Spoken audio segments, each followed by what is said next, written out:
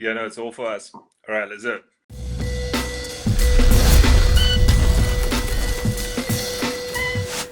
All right. Yo, welcome back to the Packweight Show. We are back after our watch party of Stereotype. If you haven't watched the last episode, check that out. Back with my co-host today, JQ, Frankie Frank. What's up, my guys? What's happening? What's up, homies? Yeah. Good to be Yeah, back after it feels like a little hiatus.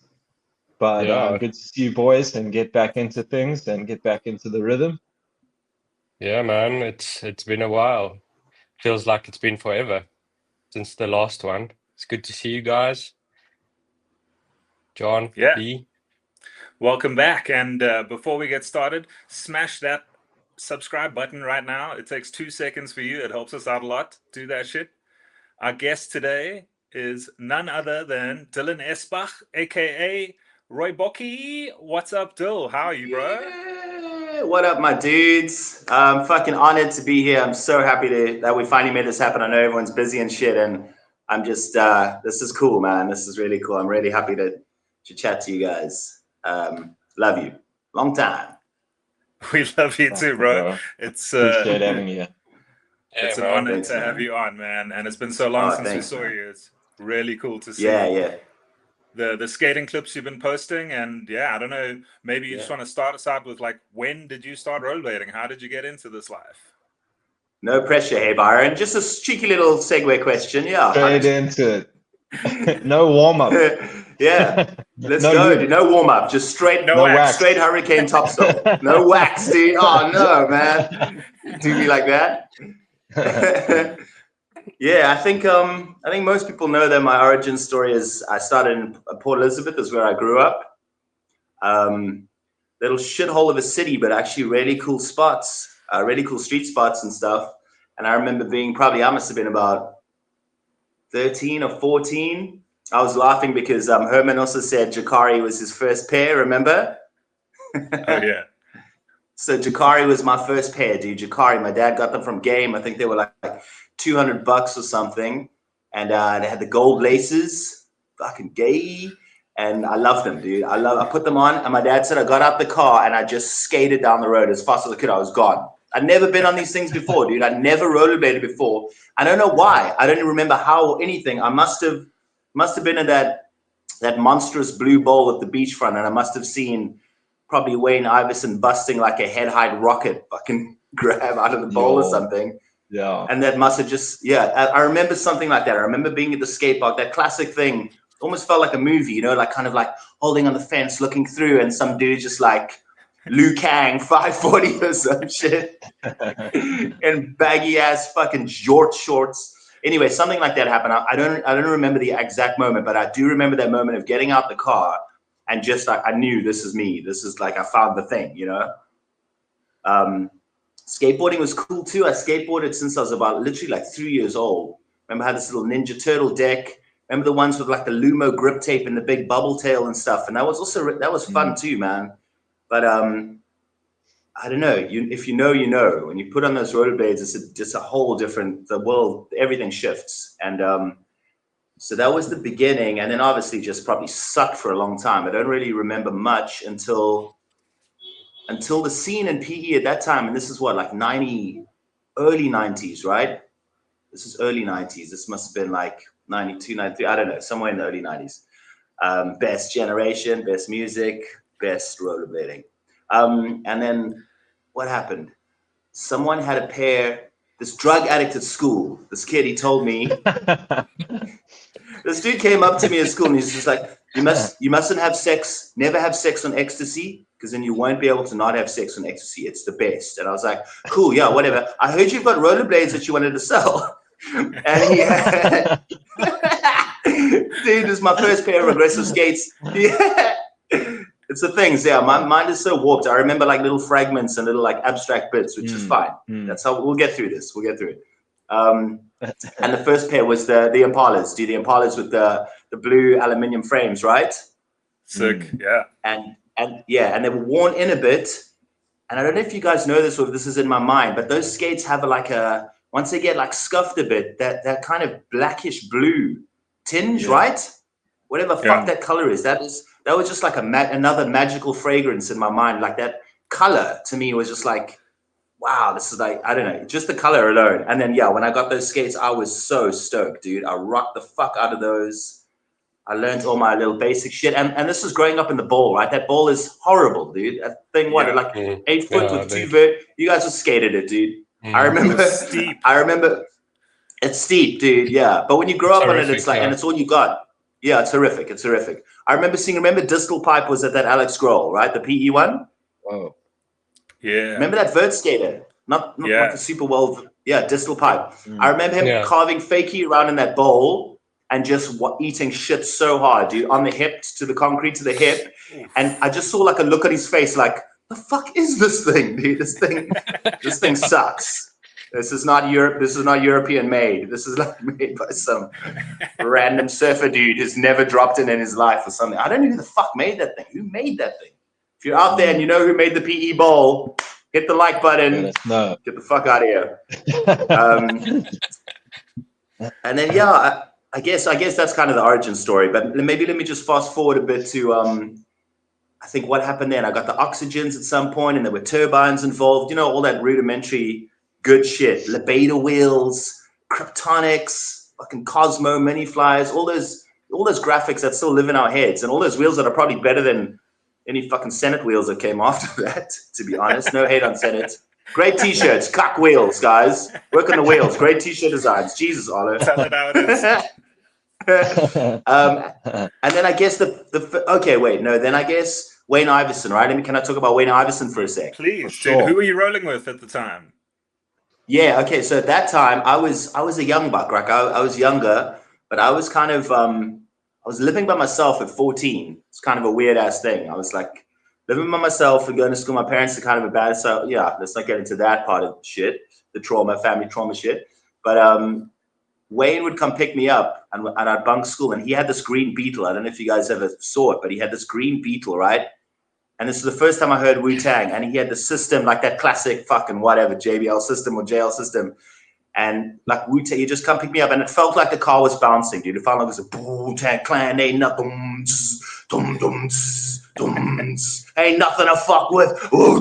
He come pick me up because, I don't know, he must have seen something in me or something. I was just reckless and like dropping in the bowl. I remember dropping in the bowl and just throwing the hugest 540s. Didn't know what I was doing, landing on those big knee pads with the fucking big white fucking discs in the front. Boneless, baby. That's what's up. Boneless, yeah. Shout out Boneless. Sponsor us. We're all 40 now. Please, Boneless, hook us up. And yeah, he must have seen something in me. He'd come pick me up and I'd bunk school. We'd go to the bowl and we'd just fuck shit up all day. And he was 21 then, dude. He was old. He was old. And I was like 14, 15, 16, somewhere around there. And he was already throwing those huge misty flips out the bowl, huge airs. Go back to watch like the Medium video, watch like Uncommon Ground, Joe DeDentro. And like, I was so in love with the shit, dude. Like I knew this, I found my thing. I was just so happy that in a shitty little town that had fuck all, and like I wasn't doing so well, I found something that like made me fucking feel invincible and happy, Obsessed. Which is fucking good enough. Yeah, obsessed. Oh, dude, definitely. Yeah. We all know. All of us know. Any rollerblader who rollerblades is obsessed, because you're not doing it to be cool. You're doing it because it's fucking awesome and you're obsessed. That's right. And so we'd go and we'd listen to hip hop, and then I started smoking weed, and then we'd drink in courts and go to house parties, and it just felt so sick. And then the little bit of exposure, because in those days, obviously, it was like VHS tapes, like fucking VG11 days, Uncommon Ground, like I said. No, and I think I had VG4 and 5, right. John Julio section. We got the jazz, we got the jam. Oh damn! Yeah, dude. Forever. That's like one of my favorite sections.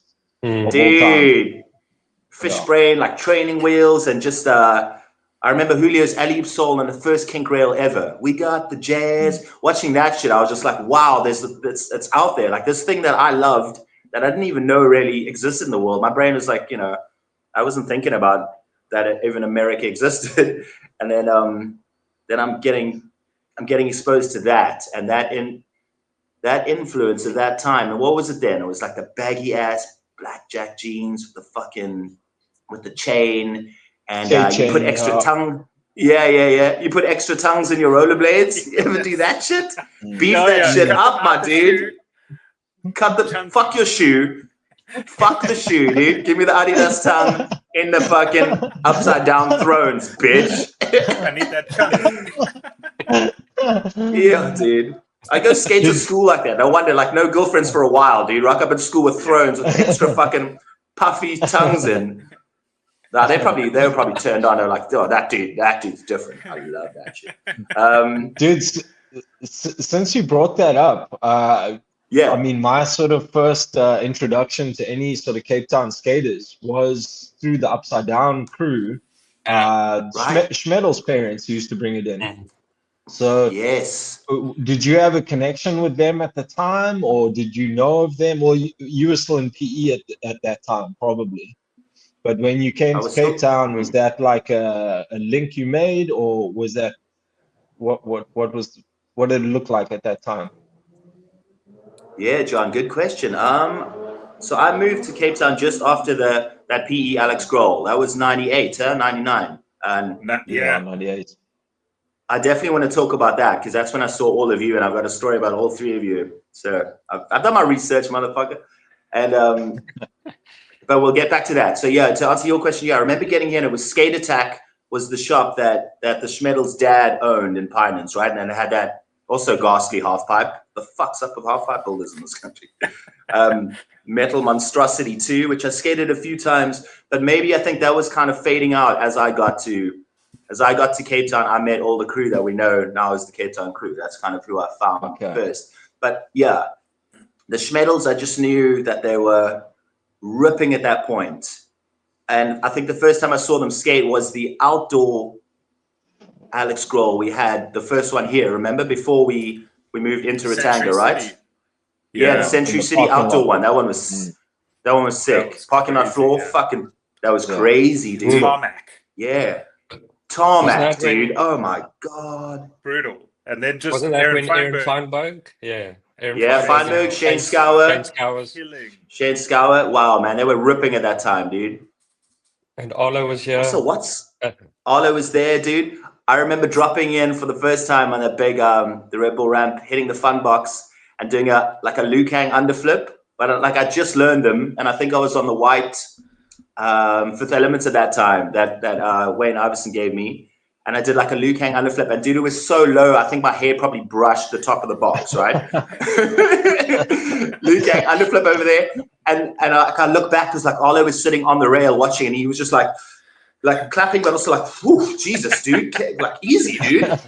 You go up with the underflip, eh? It's called underflip, not like brush your hair, fucking flip.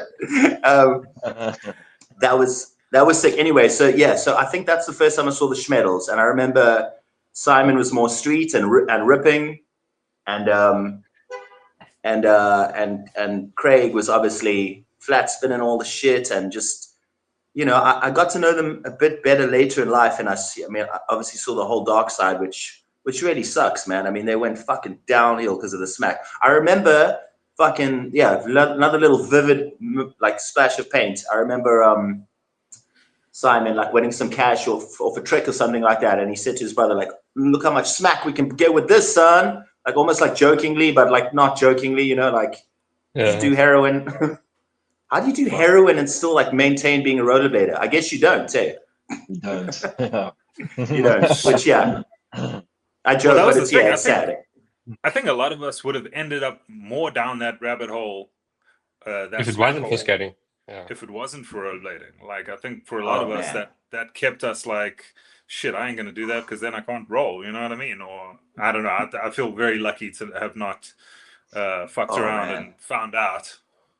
Yeah. I think fuck around and fell out. Yeah, I hear you, Byron. Yeah. Me too, man. I can literally say rollerblading saved my life a handful of times, and I fucking mean that, because every time, whenever it got dark, and it never really got dark for me other than just drinking too much and like, you know, just being like so fucking out of it that you can't skate because you know your body's a bit fucked up, stuff like that. And every time I found a reason, it was usually rollerblading that pulled me back. I mean, obviously an exercise or something like to do to get you out of depression or just get you out of a bit of a slump.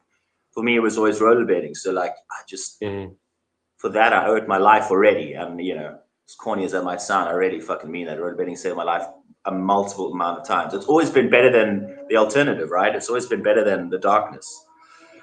And so, yeah, so then, yeah, that was kind of fading out Skate Attack, and then they obviously fucked out and stuff. So then when I moved to Cape Town, I quite quickly, thank fuck you guys. I mean, geez, there's so much respect to you guys and Brent and Mel. I can't believe that there was this platform. Like, I had no idea, dude. I came and then there's Alex Groll Cup, and then there's massive amounts of skaters, and rollerblading's huge, and b-boying's huge, and rapping's huge, and spray painting's huge, and BMXing's huge. And the other thing where they push on the skating, boarding, whatever, I don't really care, but they're huge, you know? And it's all happening. Yeah, I can say what I want.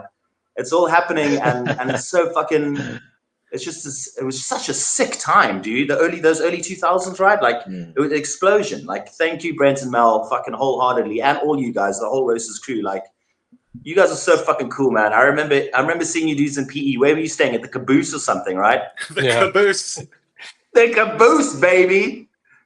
Yeah. And you guys just came in there. You were just the coolest motherfuckers, dude. Like, I remember seeing you guys just chatting. Like, I'm young, you know, you're looking up to dudes, and like, you guys were just chatting and just had such like a fucking rad energy between you and Dowdle and Garrett and everyone, like, just like laughing at each other and taking the piss out of each other. And like, you know, I hadn't seen that before. Like a little small town kid, like just seeing these dudes like rollerbladers are just fucking cool dudes, you know, which is awesome. And yeah, that PE comp was like, you know, also mind blowing for me, because I'd never, like, Arlo was there, dude, and like, who else was that one? Arlo was there. I mean, fucking Arlo was there, dude. That was, I mean, he gave me a Daily Bread magazine. He probably gave everyone a Daily Bread magazine, cheating little slut, but he gave me a Daily Bread magazine, dude. I was so, I was so inspirational, man. Dude. It was so sick to have Arlo there, and to get to chat to him and watch him skate in person, and just like be like, and I still remember a different time. It was at the Kalami skate park, but like Arlo's encouragement is what got me finally like actually clearing the fun box. You know what I mean? Wow, that, man. It was like 360, like not quite making. Arlo's like, dude, you just have to. There's a point where you got to get over that, and you just got to go fast enough to get over that. And like his inspiration got me to do that. So yeah, I know the feeling. It was like, it was such hype.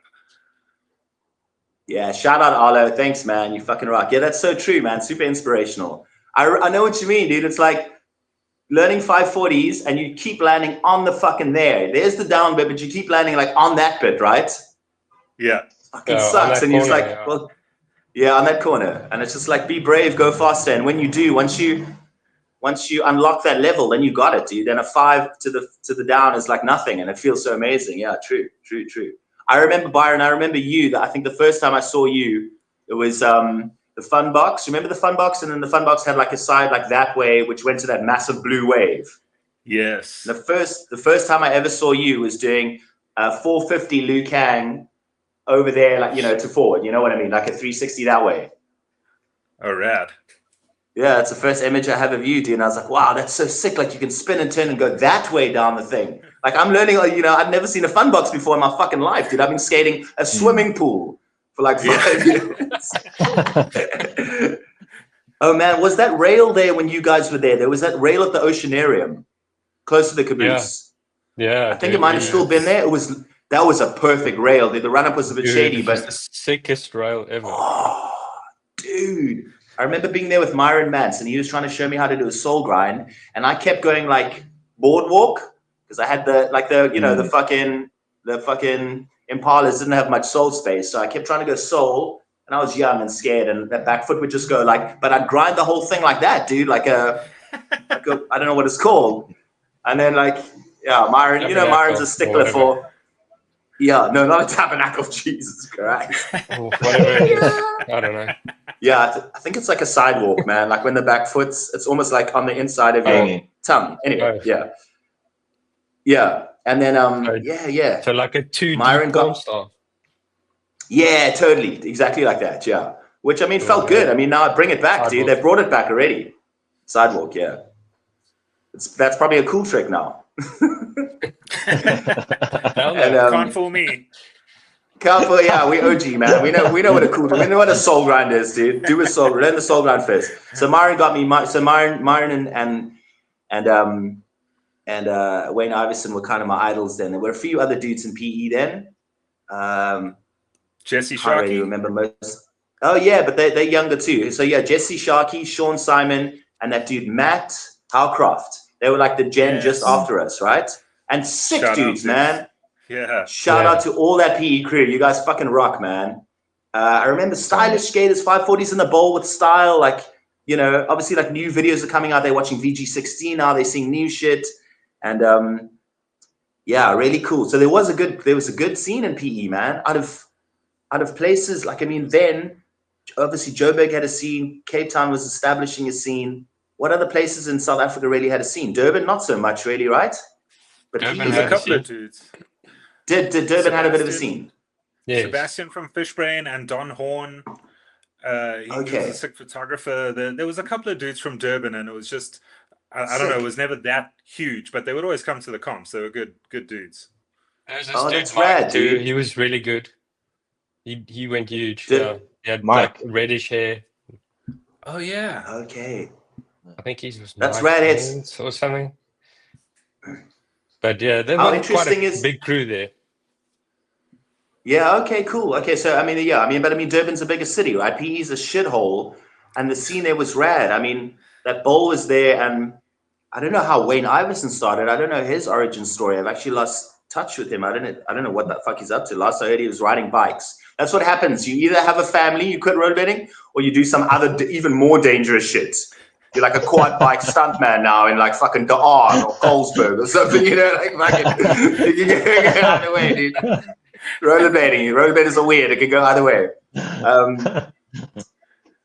Yeah, but luckily Wayne was there, dude. He really like pushed me, and he was fucking sick, dude. He'd like fetch me all the time. We'd listen to Wu-Tang, and we'd just air as high as we could, dude.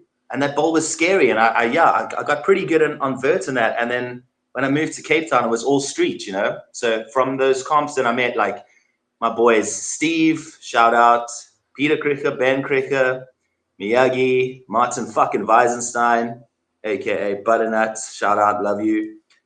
And that became my new crew. That became my new family. And it would be the same thing, dude. Every day after school, we rollerblading. You know how it is. Fuck homework. Let's go find a big handrail.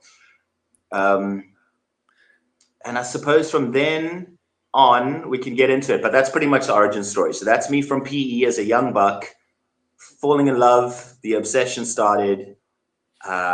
You know, the smell of new wheels, dude. Fuck, what, ABIC 7? Oh my God. No, but ABIC 5's better. They're stronger now, but I've only got ABIC 3, dog. You know, all the rip pants, all the fucking massive amounts of bruises, totally worth it.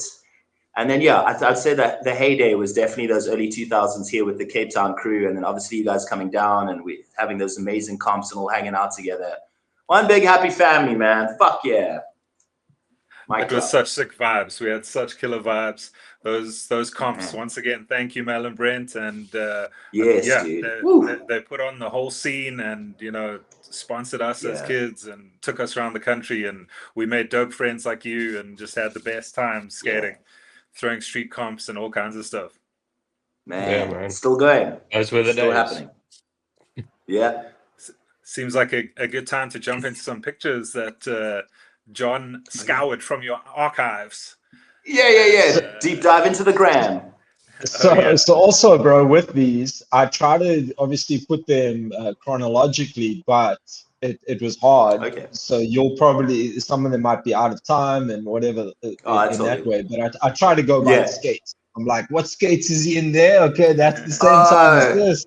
So I try to go for that. But I think also this comp was just as the Alex Cup was kind of ending, and Chris had taken over, and this was at the Sunskate 2006, I think.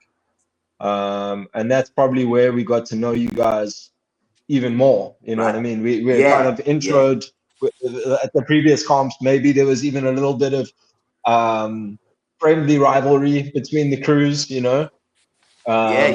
And it just felt like this one we connected a lot more, and everyone was just, as you say, one big family, you know. Man. You can take us through that a little bit. Oh hell yeah, dude. Okay, so I'm seeing two photos, right? I see one me holding skates and one with the whole crew. So we just break it down photo by photo, huh? Yeah, man, whatever let's you go want to through it talk like about. that. Yeah. So you're All in the right, shadows cool. here, I see. So I'm in the shadows there. Yeah. Oh man, what a good time. With the shoes. You get shoes with it, guys. You get shoes with the rollerblades. It's the best of both worlds. Best of both worlds, dude. I don't know what the fuck I'm doing there. It looks like I'm outside Chris's the warehouse skate park, remember? Yeah, what's the shed, was the it called? shed? Was a shed, I think. It was it? the shed, hey, yeah. Mm. That was really fun. Hey, I mean, most of that stuff now is at Chris's park in Somerset West, especially that box. That box was awesome. Yeah, dude. What a box. That was what a nice box, hey, Franks. We must go there when you're down, hey, definitely, 100%. Yes. Yeah. And then I remember he made like a fun box that was like a trailer or something, and had like the longest flats. Like no one could really clear it. And then Dowdle fucking Wu-Tang 360 did in his run, like out of nowhere, just cleared the whole thing. I don't know if you remember that. That was so gnarly. Dude goes huge. Yeah, I do. That guy's got a Wu-Tang 3, huh? Oh yeah. One of the best in the game. Yeah, okay, so that was a good time too, skating that, because that was almost like it was a rollerblader made dominated park. So that was our little home training sensei dojo for a while. And then the other photos, that must have been at the street comp there. There's Chrissy, there's Dowdle, Young B, my boy Benson. Shout out, Ben, I love you. Martin looking young like a little boss model, you sexy fuck. Me lurking in the background there like a creepy uncle. John Switch. I think I see Miyagi there. Can't see who's left. Anyway, that's so. Duran. Oh yeah. Duran, oh yeah. Right. Duran. Yeah. Didn't he have like a gnarly fakey front flip? He did. Like a Misty. Yeah. Yeah. So you see a dude's face and you remember the most evil trick he does. That's what comes up. Yeah. A guy you haven't seen in 20 years. Oh yeah, fakey Misty guy. Yep. Yeah, that's awesome, man. And that's so cool that we have photos like that. When I looked at the pack weight, a lot of the old photos, it's so cool that we did these group photos, man. Because a lot of dudes obviously fell off or grew up and stuff, but there were a lot of dedicated chums out there, hey? Yeah, that's beautiful, man. And we had such good sessions. It's also so cool to see these guys, and a lot of them are still skating, bro. It's amazing. It is amazing, huh? I mean, Martin won't give up for the world, man. I skated with him yesterday. He's had a knee op and he's still just going. The edits on Instagram now. He's just still ripping, dude. Just rips. Such a good street skater. Ben's one of those dudes, fucking anomaly. He'll come out like once every few months and just tear make you look like you've never rollerbladed before. Just natural talent. Yeah, okay. Flip the clip. What we got? Sick. Oh wow. This John, looks like even further back, actually. Yeah. Are we going back now? No, you're good.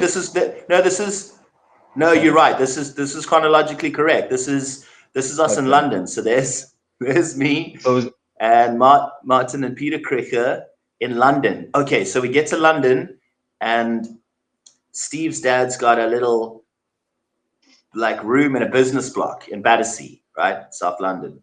And so we stay in this business block. We got like a little tub that we're bathing in the tub, and mattresses on the floor. You can just find mattresses outside of people's houses. Those motherfuckers just throw shit away. I found a TV the first day I was there. We're bawling, watching soaps, fucking, and getting stoned every day, working whatever shitty job, which made good money in London. Rolling turf and stuff, and rollerblading all the fucking time. So this is 2006, 2007. We had our peak here, dude. Roasty's still healing in under a week. Nice fresh skates from London skate shops, good wheels, good bearings. I tried to cut a mohawk, but I didn't have a mirror, so it just looks like I look like a really fluffy. It looks like a little bit of fluff on there. It doesn't look like not very punk rock, dude. Or maybe it's very punk rock. I don't know. It's very punk. You gotta own it. It's very punk, dude. Peacock punk. Pigeon punk. But really good times. And shout out to Peter Cricket too, also an amazing rollerblader. All those brothers, hey, what the fuck do they feed these brothers, dude? Legends. I want to know what's in the cricket cereal diet, motherfuckers. Just hammers. They just eat nails and hammers for breakfast. All natural, baby. They're just natural talent flakes. 2006, 2007, because then I was in Yeah, London so that's too, bro. Me and Matthew. You were also in London. We were both. Oh, no we were ways. both there at that time. Right. We didn't connect. Hey, shit, man.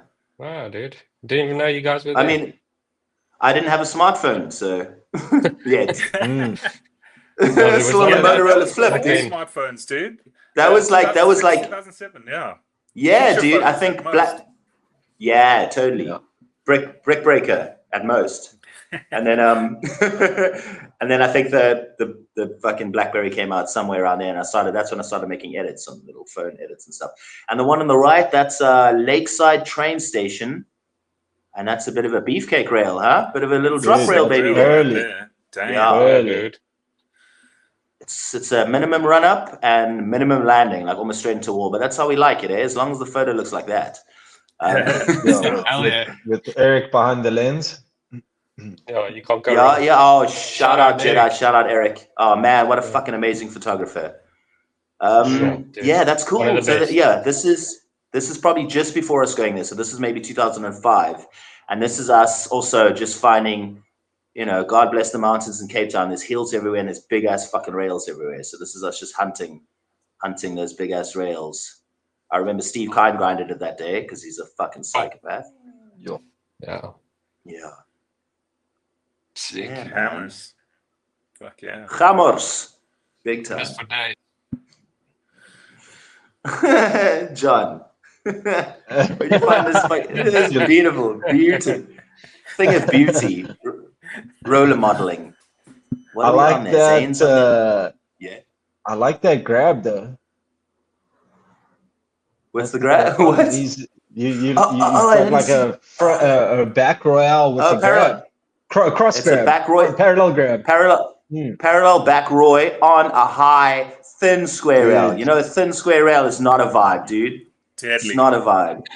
It's deadly. Oh, I can feel the hip bruise. Just looking at that. The shin taker. Yeah. The shin taker. Oh my God. Yeah, that thing was gnarly. But that's in Cape Town. Cool, nice right? find. Yeah, that's somewhere in the Boerewors curtain. I think that's out in like Brackenfell, Paul, somewhere around there. Yeah. But that's cool, dude. Parallel Roy. I like that trick, man. It feels good. Feels good every time I do it. I don't think of doing it, but that's a hard trick, bro. Okay. Right there. Yeah, because it can throw your balance off so much, right? You're so used to like the way that everyone's got their different kind of, balancing style when they're on the rail. So that can totally fuck with you. But once you lock it in, man, it's pretty fun and feels good. And then there's my boy Onion, aka Zane Grandine. Love you, brother. What a legend of a guy. Also, natural talent. Shout out to Zane. Shout out to Zane. Natural talent, great shit talker, smoker of many rollies, grabber of alley fish brains. and here's a fun fact for you guys. So that red shirt is iconic, right? That's like doesn't look so big there because I'm lying down, but I think that's like a 6XL or some shit, right? It's like it's down to your knees almost when you're standing up. And I think we got them from it was like a oversized man's store in Woodstock, and you could get these big ass shirts, when it was gangster like that. The roll ones. Yeah, dude, I had a roll one, the one with the satellite. That must have been like a 10XL, dude. That was under my knees.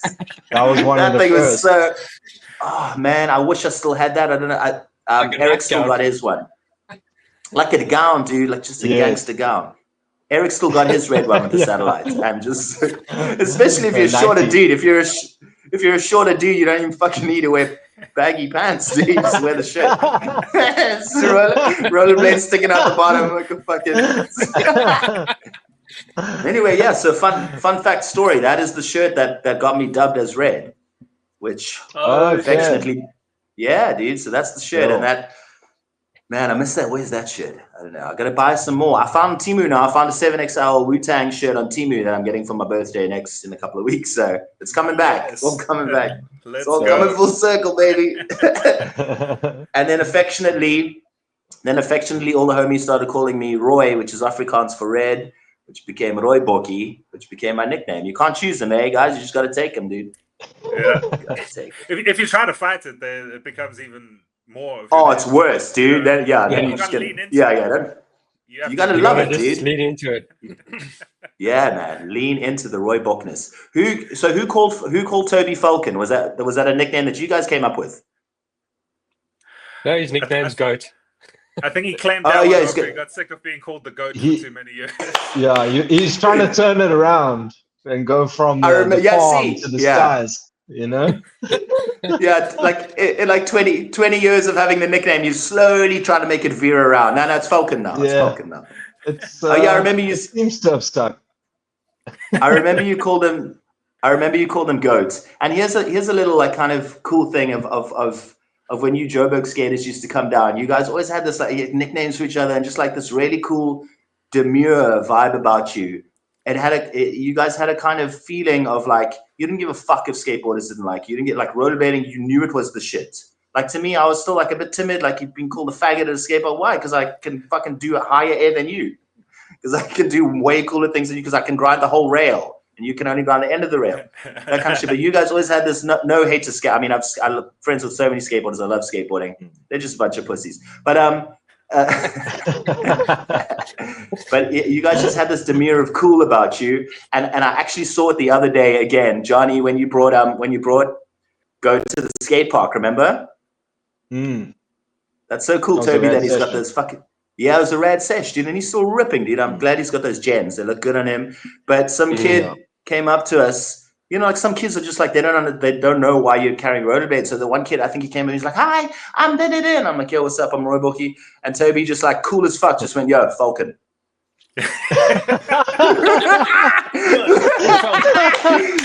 I just gave him a little "Yo, Falcon," and walked away. Just cool as fuck, you know, the same kind of coolness.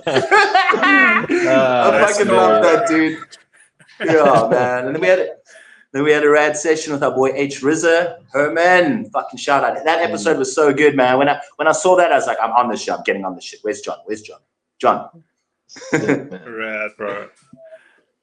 Yeah, that's so cool. I remember checking. Sorry, Frank. No, you go ahead. Just go ahead, Frank. I've noticed that you're doing some stuff for Trigger and Lino's skate shop. What's up there? Can you explain that to us? Yeah, dude. Oh yeah, obviously me. Who else would you be talking to? Cougar, yeah, Cougar. Cougar, yeah. That's what I meant. Yeah. Sorry, yeah. So Lino Skate Shop kind of sponsoring me and my boy Darren Costa, aka Roller Coaster. And yeah, we got like a little deal with Cougar where we just get float skates. So we get Cougar skates. That's sick, bro. And sick, dude. I've never really ever cared about or chased a sponsor ever, really. It's never been my thing. It's just, you know, rollerblades aren't that hard to come by. Well, they can be nowadays, but I just always managed to get them somehow and never really worried about sponsor or anything. I just cared about skating. And then, they reached out to me and said, like, well, you're killing it here. And like, we can hook you up skates if you just, all you got to do is like post and put out clips. And I was like, well, I fucking love doing that anyway. So yeah, just a small little nice recognition is cool. And they're really sick skates. I fucking super dig them. They feel like they skate pretty much the same as Razors, I would say, is the closest feel to them. And very nice. They're nice, dude. They're just solid. They're like a stock standard badass skate. Not too frilly. Bit of a Darth Vader feel over here, which I fucking dig. And they're brutal. They're hardcore. They almost give me a bit of Oxygen 1.1 feel, like in a way, you know, just like the beefiness of it. Yeah, tanky. Like from some angle, you're like, tanky. From some angle, you're like, whoa, is that the 1.1s? Is that the 3.1s? Shit. And I skate caveman. Always skate caveman. I like grinding big things. Yeah, so don't want to get if I've got on it. Yeah. Oh man, if I got wheels in there, I feel so uncomfortable. I'm just so used to just caveman style. And Kudo also, and Kudo's pro for them. So I'm on the same team as Kudo, guys. You know, I'm 43. It's chill. Shout out to Cougar Skates. Yeah, man. Shout out to Cougar Skates, man. Thank you very much. And to Lino Skate Shop, and to Ricardo Lino, and to Janice Smith, who's the brains behind the brawn over there. Yeah, you guys rock, and thanks for having a little skate shop in Cape Town. It's really cool. We go out there sometimes, and they've got a nice selection. I mean, I don't think people really maybe buy aggressive skates so much as they do maybe roller skates from there. But they've got the Echoes there, they got the Thems there, they got some USD and these great Cougars. So it's just nice, man. It's nice to have a little something of our own here and there. Some support, bro. Some recognition as well. I mean, some rec, yeah. Earned it. Where's my goddamn respect? Yeah. Where's my dude? I'm just thinking now. I mean, you guys must be the only sponsored rollerbladers in the country. I can't think of anyone else who's sponsored. It's just you dudes. That's amazing, bro. Yeah, that's the cool. Two oldest dudes, but yeah, fuck yeah, man. That's cool. Yeah, it's fun. And where are they from? Where's Cougar Skates from? Where do they're from? China. As far as I know, it's an Asian company, huh? But Cougar's been going for ages on the rec side, so they've got like a massive recreational following. Like they do all the because I share lots of stuff that Cougar shares, all the clips I post, and then I go and like all that and look at all the other stuff, and it's a lot of that like slalom, the toe roll between the cones kind of skating, that rec stuff, big wheel stuff, lots of big wheel kind of stuff, and all their rec skates look solid. They just look like a really like a brand that actually cares about. I mean, they're paying Kudo, Razors didn't even fucking offer to pay Kudo. The best park skater, one of the best rollerbladers in the world at the moment. And one of the biggest companies like Razors aren't going to pay him. They'll give you skates. Dude, come on, man. So Cougar, a mad respect to like paying a rider that they know is worth his salt. And obviously, will hopefully like help sell the skates and stuff. But it just looks like they're a really genuine company that actually cares about good quality skates and skating. So shout out to Cougar again. Yeah, thanks guys. You fucking rock. That's so awesome. That's nice. It's really cool that it's still big enough that they're big enough as well to sponsor dudes and keep rollerblading out there in the public. It's dope. Hundreds, dude.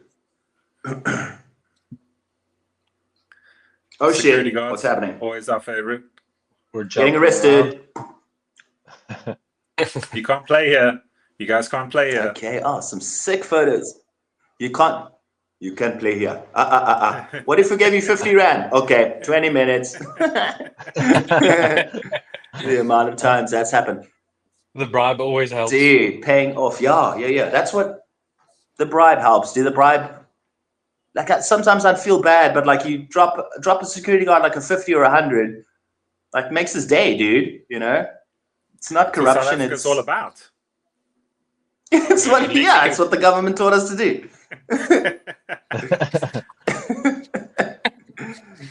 Anyway, so what's going on there? So they were checking out this drop ledge, which we fucked up. I think, I think he's giving us a bit of shit, but I know is that South Africa? Somewhere in London. No, that's that big drop ledge is in London. Yeah. That's in London somewhere. And these other pics are from London, eh? The fish brain store, the stale grab. The fish brain is this Camden skate.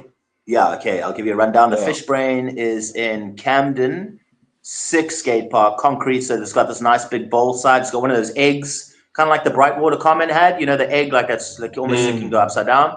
One of those kind of bowls, just like really fun and just good copings, that actually stick out, that you can actually grind properly. And then it had a little street section, and it was like, Camden's like the cool area of London, isn't it? So it's just like a really nice place to, it's just nice being on that. I stayed there for about 2 years, and all I really wanted to do was smoke weed and rollerblade, and that's literally what I did. Just sick. And then the one below that, that's actually, you know where the fuck that is? That was actually a photo shoot for something. You can see it's like nicely lit at nighttime and stuff. And that's what have I got there? That grab. Is that a that grab? Oh, I love a that grab. Was it stale? Oh, it looks that because stale's on the back. I think it's that. Right? Stale's on your stale's on the back. When last have you done a that grab? Byron, when last have you done a that grab? Been a minute. 15 years. It's been a minute. But you have done rad. One. Oh yeah. So rad. They were huge. That's a nice grab, dude. Yeah. I remember going through a time with like come out very often. No, that's true, dude. Like Parallel and that grab were like the newer ones. Like Kung Lao and Liu Kang and obviously Mutant Safety. Method, and Stale were like maybe like Arlo time, or no? Chris Edwards must have fucking obviously discovered. I mean, came up with some of them, right? Definitely the Method must have been Edwards, right? Yeah, Sure. and the Gumby. Yeah, he And the rocked Gumby. those. Yeah, what's the Gumby? Tweaked out weird grab at the back. I think it's like a method. It's like a method with your legs open. Yes, Facing up. dude. Yeah, you see. Yeah. Oh my god, that's gnarly. Times. Gnarly, and obviously rocket grab. Yeah. Hell yeah. Do you remember seeing like crisp, beautiful photos like in a Daily Bread, like a double spread of just like a huge Liu Kang? And like, and I remember seeing one. I remember seeing his McTwist, McTwist, and being like, "Whoa!" Yeah, he killed those McTwists, and he always did like a stale fish or something, some nice grab. Yeah, that's sick. Anyway, so this one, that stale fish McTwist, dude, what a fucking trick! I've never done it. I don't think I've ever landed a McTwist. I used to try them in the bowl, and I was getting spicy with them. I was trying to do the eggplant, where you like tap on the coping with your hand and then throw it. I think it's eggplant McTwist, but like it just never worked out. I mean, what a weird way to try to do something. It's almost like counterintuitive. Who did them? Renee Holgreen did them. Shout out Renee. We met him. He was down here. Shout out Renee Holgreen. Yeah, dude. Dude, how did he do them? He would do, obviously the Viking flip is infamous and iconic, but wouldn't he do the fast plant McTwist? I think he did like a fast plant McTwist, with the foot. That's insane, dude. Yeah, wow. That's wild. Yeah, dude, that's crazy. Vert at that time was just like popping crew. Yeah, it's so fucking cool, man. And so anyway, this is a shitty little bowl in the middle of Rondebosch Common. So that's in Cape Town. That's in Rondebosch. There's this little bowl like in the middle of a sports club, and it's trash, dude. It's horrible, but I used to go rip it. I've always loved crusty spots, man. Crusty spots are cool. If you can make a crusty spot look good, make them look good. It's bro. rad. Yeah, make them look good, and it's fucking sick. Obviously, like a nice run up and a nice rail and a nice landing is also a beautiful thing. You know what my perfect kind of thing is? If you get like let's say like a ledge. I love curved ledges. So let's say like a curved ledge, beautiful run up, but then it's grass the whole way on the ledge. So you have to finish the ledge. That's like my orgasm, dude. That's like my dream shit. Like just a nice long ledge that you have to finish because there's grass. If you jump off, you can't finish the ledge. I dream about that. I make those in my head when I go to sleep. That's how I sleep, guys. I do a little fucking Minecraft ledge making in my mind. Yeah. Counting blocks. And yeah. Okay, we have some tricks here, my dudes. What's happening? I feel like these sort of photos show off a lot of your style there, bro. And there's only one person that does it like you do it. So it's a beautiful thing to see, and to have those pictures. I say sometimes those crustier spots make for the best pictures because it's like this interesting mix of the beauty of the skating and maybe the roughness of the spots and just that contrast, Thanks, Johnny. You're showing it off very well there. Back, cross grab. That cross grab back, dude. What a cool feeling, man. What a trick. And that is Clapham Common Skate Park, about 5 minutes away from where we stayed when we all got to London. For some reason, I have a tie on, hey? Business blading, I guess. All about business. Business blading. Taking care of business there. Straight from work. Straight from the office, baby. Straight from the office to the back. That box was sick, nice. Sticky out coping. You go up straight and down on that thing was so nice. Me, Martin, and Steve Cricker used to fucking destroy that thing. Made it our little biatch. Cool, nice black and white photo. And then what do we got there? A little cheeky top asset on a super high rail. Fucking high ass rail. Bit of a bendy to it. I love that shit. I find it easier, man. When it's bendy, it's easier to balance. Like on a straight thing, you got to really balance. But when you bend, go at the right speed and get the thing. It helps you. It helps you stay on there. Yeah. But this fucker, you can't see now. So at the bottom of this rail, it crosses like that. So if you come off this side, you're fucked, dude. If you come off this side, you're gonna get a lumbar puncture. Yeah. And I think Peter Cricker did come off that side and he got fucking destroyed. Right. And then this is a classic rail. Yeah, a rickety wreck, dude. And it's a classic rail where you land and it's maybe like 2 meters into like a crack mattress with a tuck pipe and a wall. Like you gotta, the landing is what you gotta think about, dude. The trick, you look stylish as you land. You're like, cool. Don't want tetanus. Let's be careful here. Sick rail, man. And then someone's over there shooting. Oh, okay, so that's Woodstock, man. That's you ever skate those Woodstock black rails on the main road? Really nice long black ones, and just around the corner, some factory, some of the back of some factory. There's that rail. Still there? Cheeky top acid there. No, man, it's gone. Unfortunately, I looked the other day and I saw it's gone. Thank God, dude. Yeah. It's not fun. It's like one of those ones where, like, straight up, if you miss, you're gonna get nutted. It's that high, and the slide is nice and the curve is nice, but everything else about it is it's what it is. Not a fun time. Not a fun time if you fuck up. If you fuck up, you fuck up. But luckily, I laced that one. Laced that top acid. Sick. That's sick. Little dab there. Sure. Little dab, baby. Here's your album cover.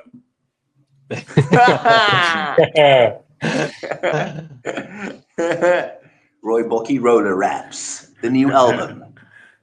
Is he shirtless, or is it a shirt with his body on the shirt? Never know.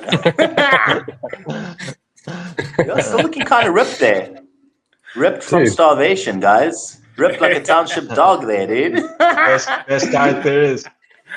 Best diet is. Rollerblading and Swazi. Okay, so that photo is Breakfast of Champs, dudes. Not condoning this to the kids, to the millions of kids watching this. Stay on the scooter, guys. Stay on the vapes. Stay on the vapes, dude. Come on, man. Cherry spray paint, fucking vape flavor. Go for it. Jesus, these vapes, dude. I don't know if you guys fucked with them, man. I fucked with them for a little bit, and I got out there quick, dude. I got sucked into a bit of a little watermelon boy, a little bit of a peach puff, baby fizz. I was like, fuck, these are nice. And then 2 a.m, you should be like leaning over to get a glass of water. You're like, cluck, ooh, peachy boy. 2 a.m, I was like, what the fuck am I doing, dude? What the fuck am I doing? I threw that thing in the bin. Threw it in the bin. I spoke to it. I said, fuck you. You stay the fuck away from me. You stay away from my family. Stay away from my kids. And luckily haven't gone back to have... Dude, it's too easy. Yeah, dude, it's bad because I mean, I haven't smoked cigarettes for years and years, but I always used to say, like, why can't they just taste nice? Like, why can't a cigarette just taste nice? And now they do. They got me. Fuck. Now they're delicious, dude. Now every flavor you want, dude. Watermelon bikini fizz. Fuck off. Yeah. Anyway, so what's happening there? What's happening in the right one? Am I doing an air there? What do we got there? I think I'm jumping. Maybe jumping off the railing. Yeah. Yeah, I'm jumping off the railing into the quarter. But that's in London, right? Sick. Yeah, same skate park. So that's like the drop in towards that box that I did the back on just now. Fun little park, dude. I'm so sick. So sick. I love shady little parks, man. Like in London, luckily there's a lot because obviously they've got all the new beautiful parks. But because England's so old, and I mean skating isn't old, but obviously, they're like in all the shady greater London areas. There's all these dodgy little parks, which I would go hunting and find them. It was so sick. And just skating something else. So, I'd never left South Africa before. I'd only skated here. I mean, we've got great stuff to skate here, and we've got great weather. So I'd say this is the best place to skate in the world anyway.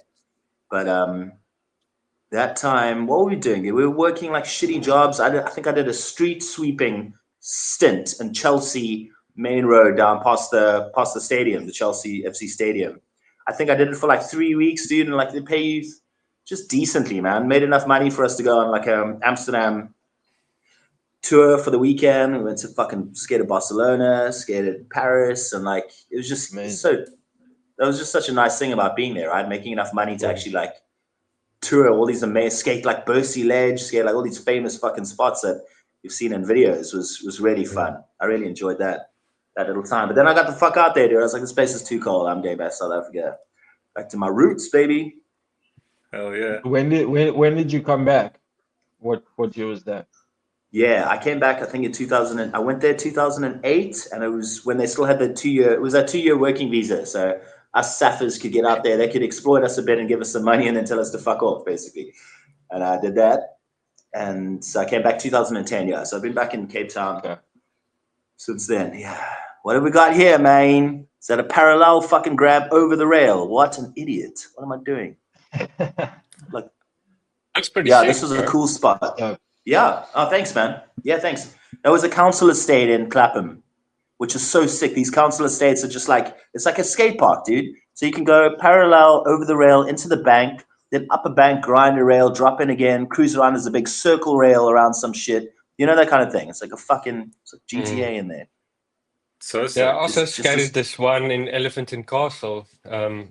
Also, Yeah. all these rad rails, curved rails, and like just all these rails. Yeah. You can just session rails all day long. I think I know what you mean, dude. Close to the station, huh? Yeah, it's pretty close. You can skate. Yeah, I know what you mean, dude. Those council estates are sick, yeah.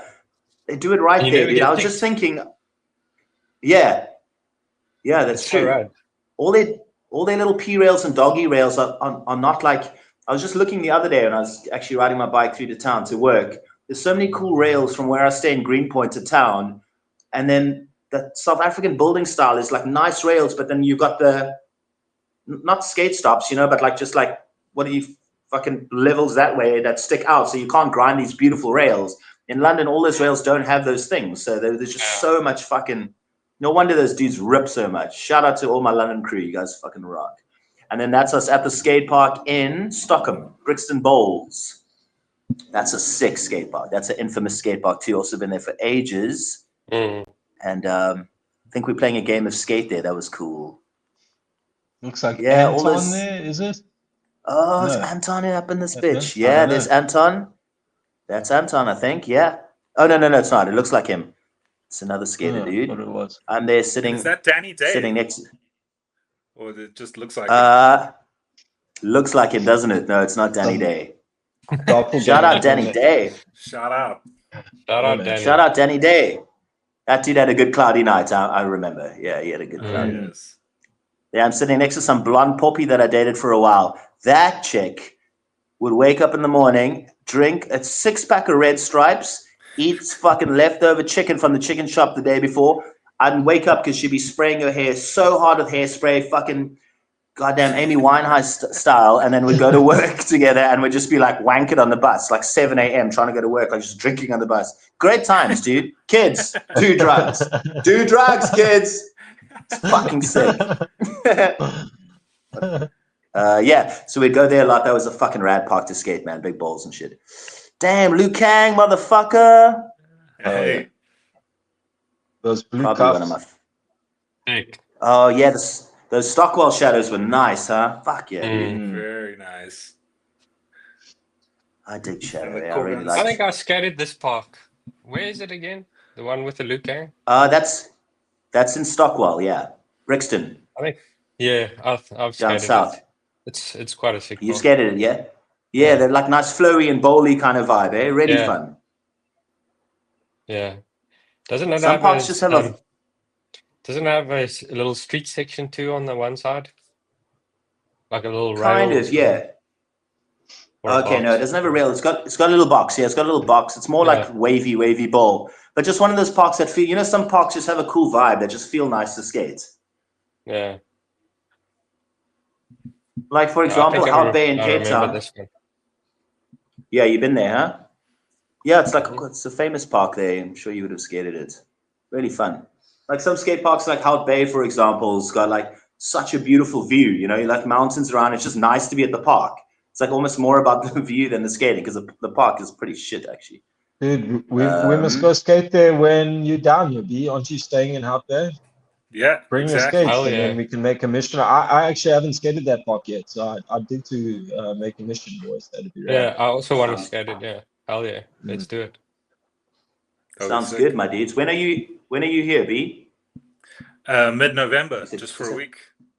Little family. So that's next month? Next month? Yeah. Oh, sick. Okay, cool. Well, yeah, I'll think of some cool spots and we go on. Definitely that Hout Bay Park.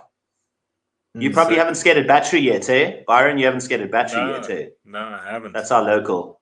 Oh, it's nice. Yeah, really fun. You just got to hit it at It's got to be 8 a.m. Otherwise, you're going to get hit in the shin with a scooter. Anything after 9, you get hit in the shin. Okay, what we got? We've got a little True Savannah shuffle down a little stair set there. Also somewhere in London. Love me a True Savannah. What a fucking cool feeling trick. What a trick. Yeah. That's brave on such a low thing. On such a low curb. That's pretty scary. It is scary, dude, because if you stick like that, your body's in a weird position and you're gonna eat some shit, right? Yeah, straight to the hip. Yeah.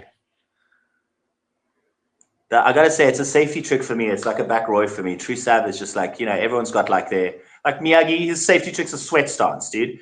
If I warm up with the sweat stance, I'm going home. I'm going home early.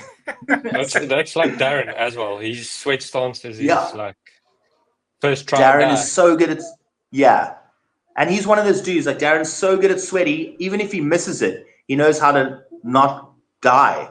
If I miss a sweaty, I'm sideways, dude. I'm horizontal. I'm dead. I'm dead. Yeah, I'm done. I'm done. Yeah. I'm breaking my shit, dude. And then what we got there at the bottom? That's a classy. It's a classy point at the camera. Oh yeah. Just let you know I'm here. Yep. I see you. I see you over there. I see you. Yeah. This is just before I fall on my face, but look at this photo. This is also I got you. Oh, Franks, this is also Elephant and Castle. This is literally across the road from Elephant and Castle Station. Sick. And there's like 3 ledges like that in a row. And you know that whatever that material is slides like a... You remember it? And there's a big ass rail just across the road from Elephant. Yeah. There's a big ass rail. Come down like. Yes, we sessioned those fucked up. Those were rad. Yeah, that material's like cool. Whatever that kind of... Yeah, those are famous rails. They're the famous Elephant Castle drop rails. Really fun. Slide good. Beefcake though, no fucking around. Yeah. Nice, man. Wow. Thanks, John. You found some sick photos. Yeah, dude. Dude. Absolutely killer job with these pics. Yo, look at that fucking ripped there, dude. Ripped. Oh, dude. Sexy Roy. Wow, dude. Dude, look at those fucking skinny white jeans. The little iPod Nano, just fucking some Mobb Deep blasting, but looks like he's in the fucking shittest boy band you've never seen. That's one of the epic memories I have of you is those skinny white jeans without a shirt. Really? Shredding. Like killing it. Ripped from stuff. There's also like a memory I have of seeing the Cape Town crew, definitely before this, but track pants. You guys sort of coined the track pants skating style. I think when we came down here, it was the first time I saw the whole crew's in track pants. And like super laid back, like chilling on a Sunday type thing. And just killing it, baggy ass track pants. And then it's interesting how things like evolve, though. And I think it's partly to do with the music. Like as your musical influences change and that sort of thing. I think that affects the style of the tricks, style of your clothing. But the track pants for me, it was like for some reason that stuck in my head of like. When I think of the Cape Town crew, the first time I saw them, that was the styles. Yeah, man. Big ones, huh? Big baggy track pants, right? Big grey sweatpants. Like, so sick. Yeah, I wonder, man. That must extra sweaty, extra XXL, extra sweaty. Maybe like Chris Farmer inspired, maybe Tristan. Oh, yeah. Definitely hip hop and definitely pro skaters wearing baggy shit inspired for sure. Yeah. 1 foot, 1 leg in the grave, right? Like with one rolled up sometimes, 1 leg in the grave. 1 foot in the grave. Man, so sick. Dude. I've always digged like both. Like even Hell yeah. Even nowadays, like some days I feel like a ripped up skinny jean. Some days I feel like going baggy as fuck leopard print tracks, you know? It just depends how I feel. But that's me. I'm fucking weird. What we got there? We got a backside fast slide cross grab with a zap sign. With a zapper. And ripped up tie-dye jeans, you know? You can't narrow this guy down. Frank Zappa on the left, baby. Box me in. can't box this bitch in. I grind the box. This was at the shed, another right? parallel grab. Yeah. Oh, dude, you so this is the shed. Yeah, man, sick. Dude, such great photos by Eric fuck again. Yeah, gotta bring them back. Yeah, dude. Eric Eric, thank you, dude. Your parallel grab in this one is textbook, bro. Proper. Yeah. Totally. Yeah. That's a good one, eh? That's like fucking flat, dude. That is flat. Perfect. And dude, it's not easy gotta bring them back, to like grabs require a certain amount of flexibility and mobility. And I always struggled with that, you know what I mean? To like do them properly. Yeah. And they only look they look best when they're done properly, you know. Yeah, because they can look really whack if you don't do it. Like if you do a stale grab and you're not like flat, half-ass, it looks weak, you know. If the legs are too apart, it's not.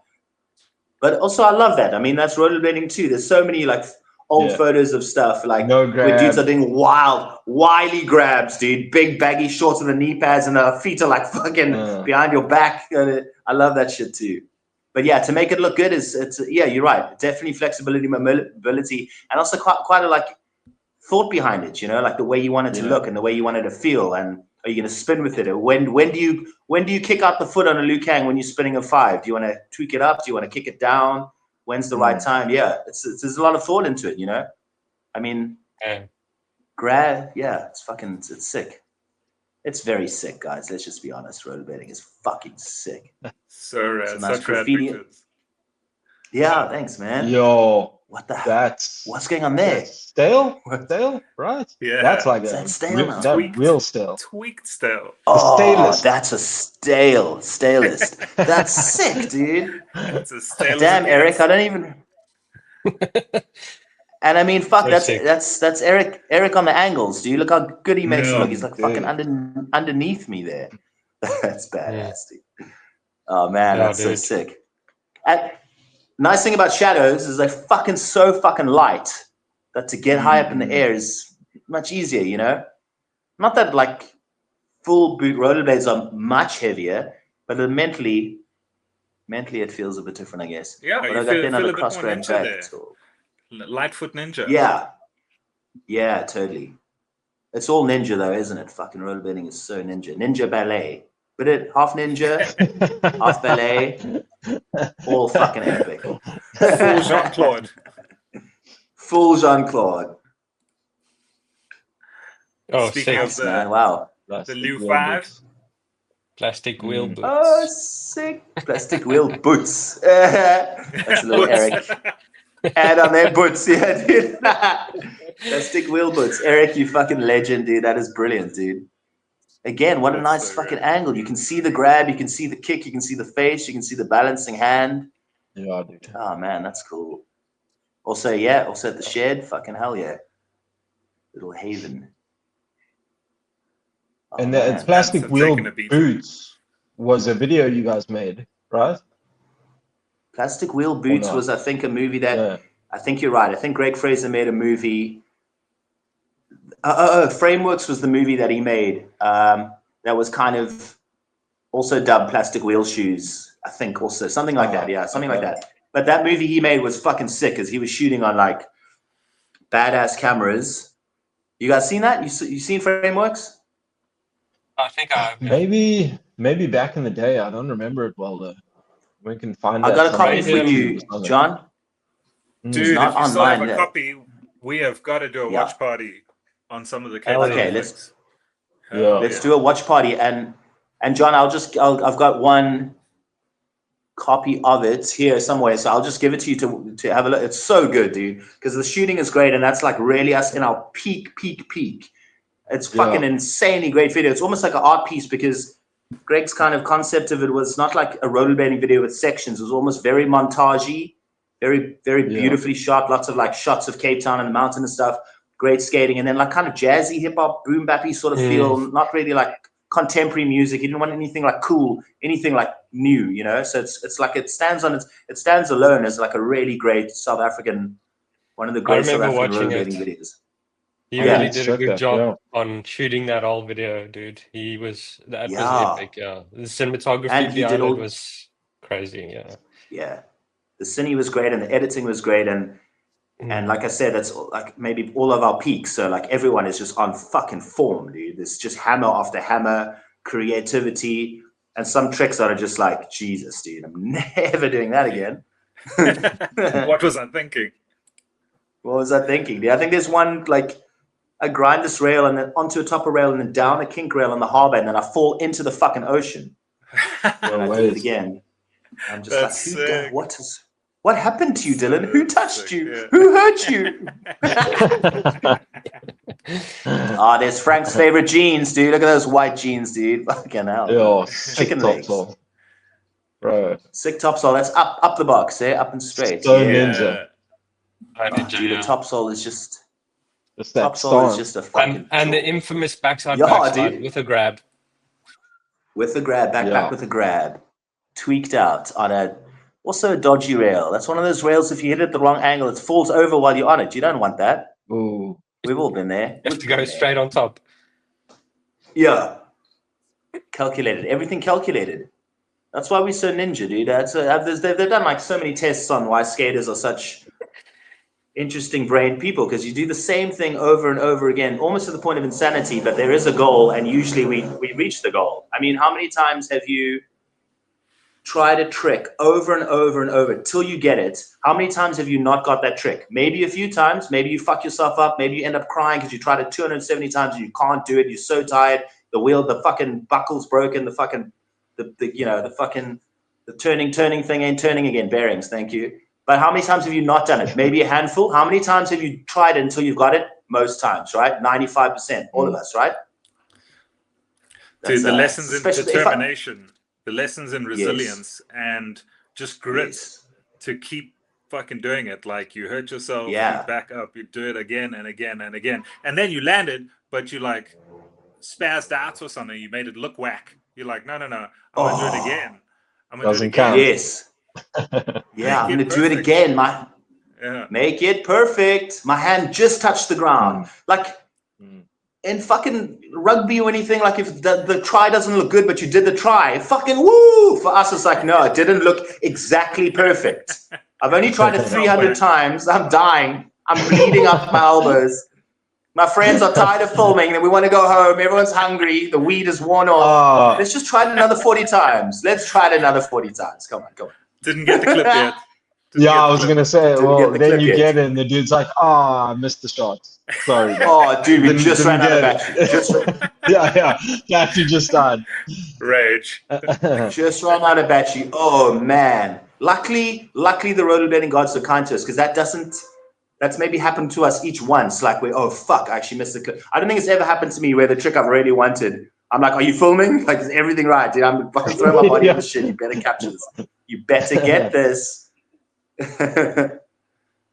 What's the difference between a flat 5 and an underflip 180?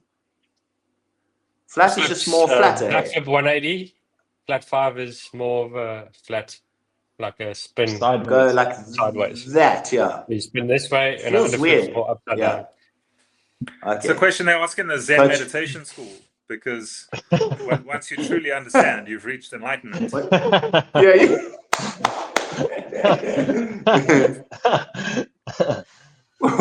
One does not simply flat 5. What's happening here? There's like an example of what you were talking about. Like that's fucking sick for me.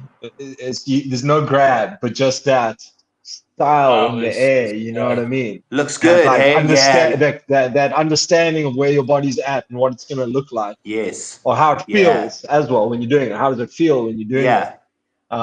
Dude, that's such a sick shot. That's a sick shot. Go, Eric. Fucking full eagle, dude. Spreading it. And look, the whole butt of the jean is ripped, dude. The whole butt is ripped there. The whole butt. Not half the butt, the whole butt. I had to throw those jeans away. Those jeans, that's the last day those jeans saw rollerblading in their lives. But so I think that was just that was cool. The whole ass is out, dog. I think that's called the stairway to heaven. We don't half ass, we're whole ass. You go, I want to see the whole ass. I want to see the football in the. I want to see the football. Stairway to heaven. Where's his football? There's no fucking no grab, no football. Now fuck this dude. Fuck Rooibokkie. Yeah, that thing's fucking steep. It doesn't look so steep in the photo. It's one of those steep high ledges, but once you lock, you go all the way up, and it is almost like a launch there. So I'm launching out of that, and I dig that.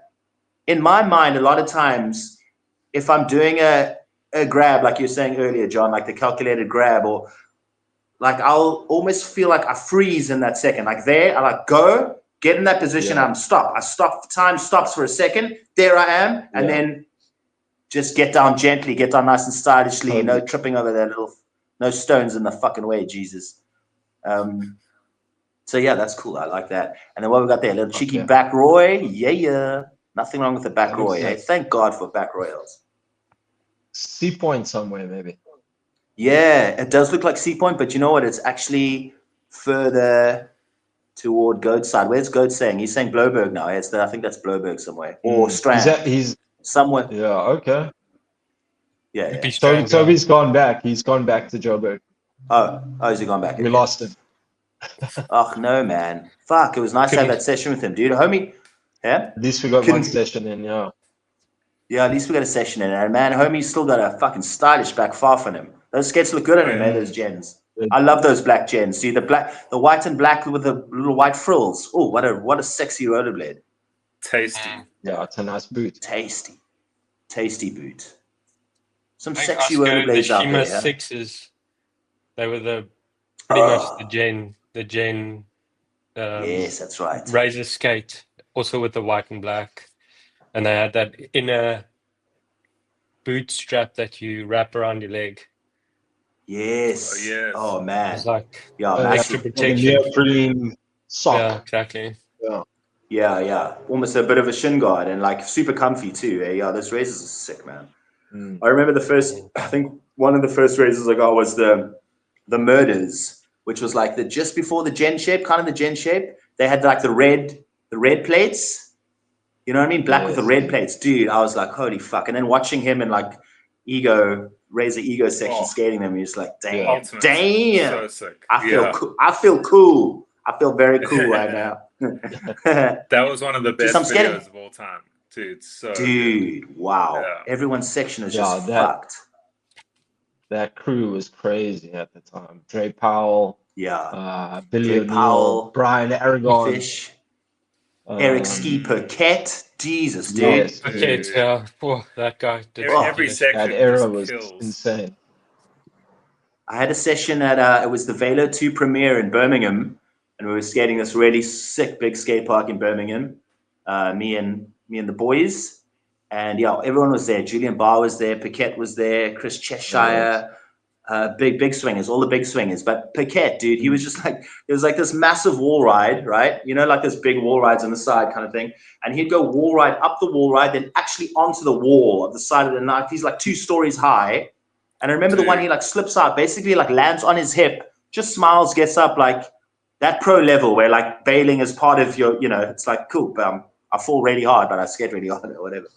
Psychopath. Yeah. Look at Chris's little makeshift little stop sign kicker. Launchy launch there. Hey, little kicker for the boys. Go, Chris. Shout out, Chris.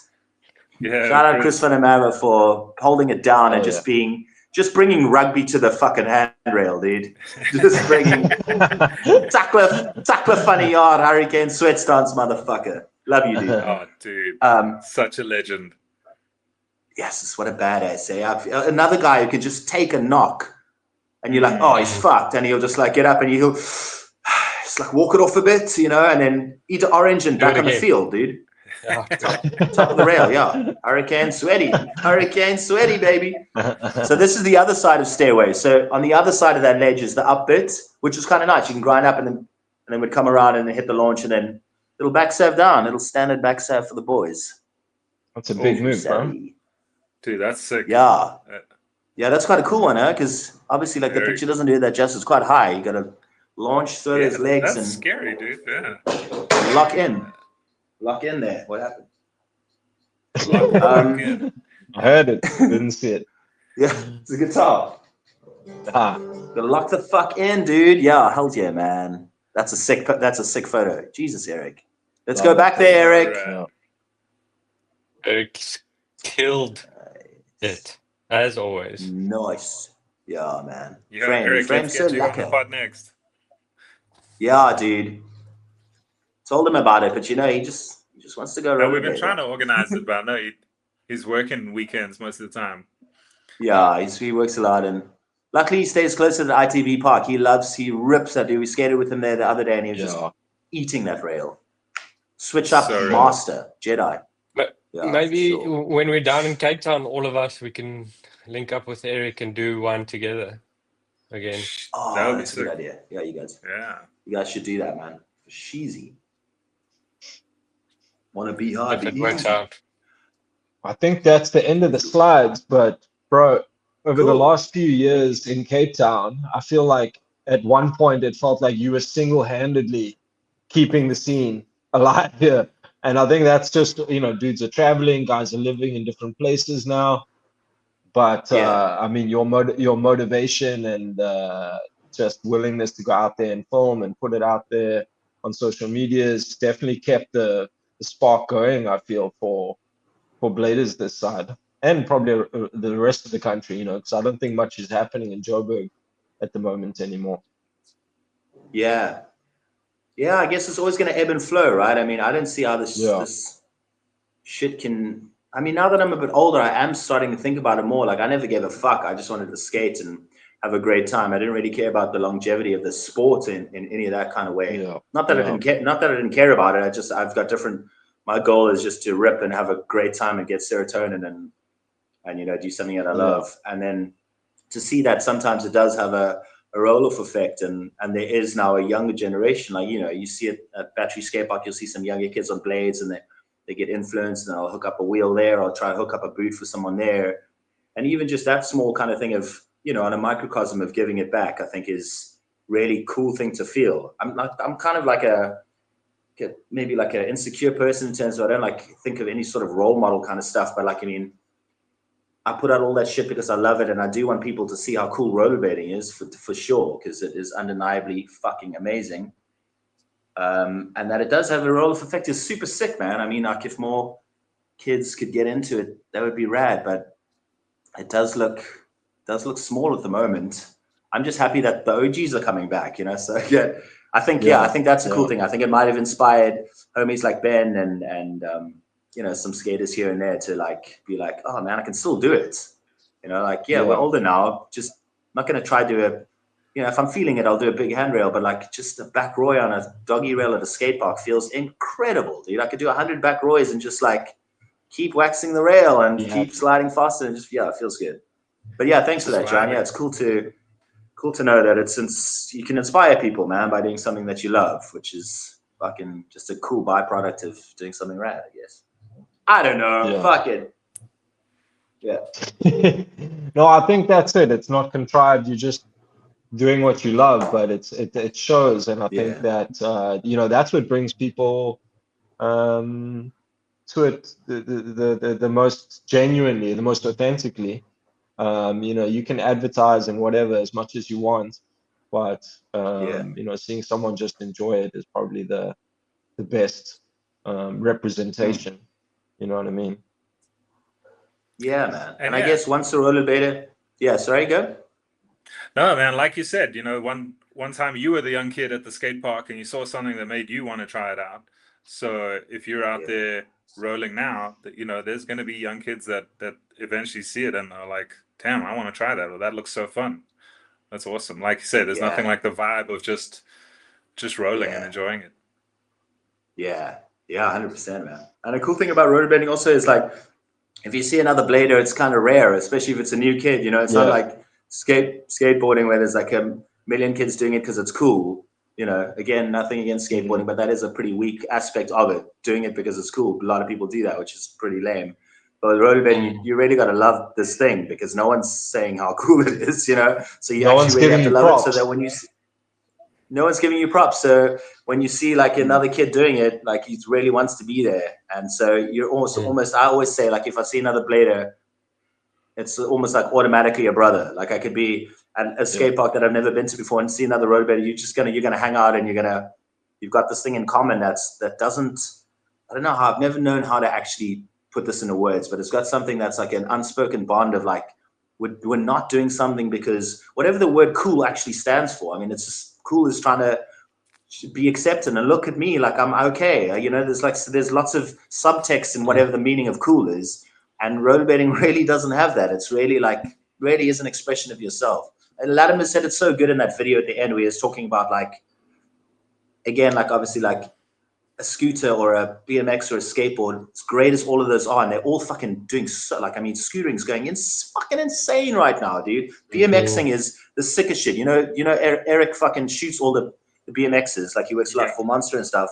And the dudes are going so huge, and they're such rad dudes. All the BMX kids on BMX are such cool dudes. Shout out to all of them. But BMXing is like, I would say it's taking the hammer, it's holding the hammer flag at the moment for sure. Yeah. Like rollerblading did for a while. Rollerblading definitely in the early 2000s, we like can't take that away from us, dude. We had something to prove and we fucking proved it. Now you can just be Broscow and doing a cheeky fast slide on the curb and it just looks sick, and I think there's more acceptance. We were out for blood in the early 2000s and we fucking did it. It's undeniably true. But the pure essence of it, the pure essence of rollerblading is just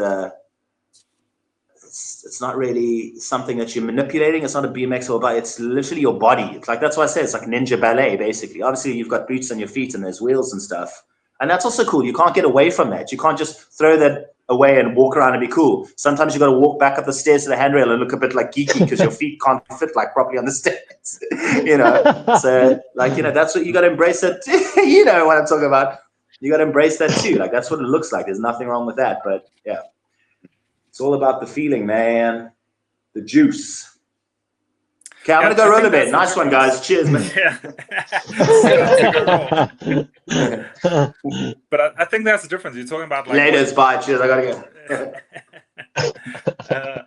It really is. Like, you see that other rollerblader, and it's because you're doing it for yourself. Like, I'm rollerblading for myself because I like this. I'm not rollerblading because to try and impress you or see what you think or what you care about it. Like, I'm literally doing this because I want to do it. And I don't know, for me that's how I see the difference in those things. Because like walking around holding your rollerblades is not the same as like, I'm gonna hold the skateboard and try to look cool. And again, no offense to the skateboarders, whenever we had beef with skateboarders, it was never the pro dudes. The pro skateboarders were like the coolest dudes with us. They were in the same crowd. Yeah. It was the younger kids who were kind of fronting and trying to be like, oh yeah, I'm supposed to hate rollerbladers because that's the cool thing to do.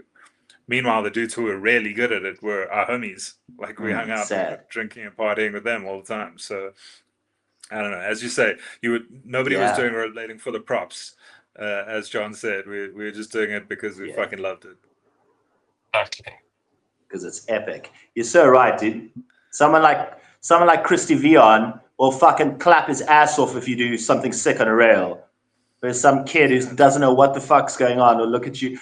I love what Darren told me the other day. Darren Costa, he says sometimes we'll be at Battery Park and like some young skateboarders who, you know, TikTok generation who are like dying to be cool, dying to be seen, dying to be heard. And that's just a big fucking problem with humanity at the moment. So like, let's hope that all gets better. I'm sure it will. I'm sure it's all going to be good.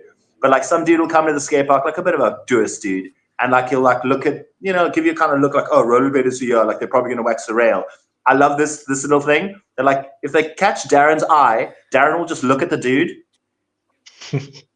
in the eye until the guy looks away ashamedly. Like, you know, he just doesn't break eye contact. I fucking love that, dude. I can't do that. I don't do that, but he'll just like just look at the dude. And Darren's a firecracker, dude. The guy's ripped. That Darren will fucking murk any dude.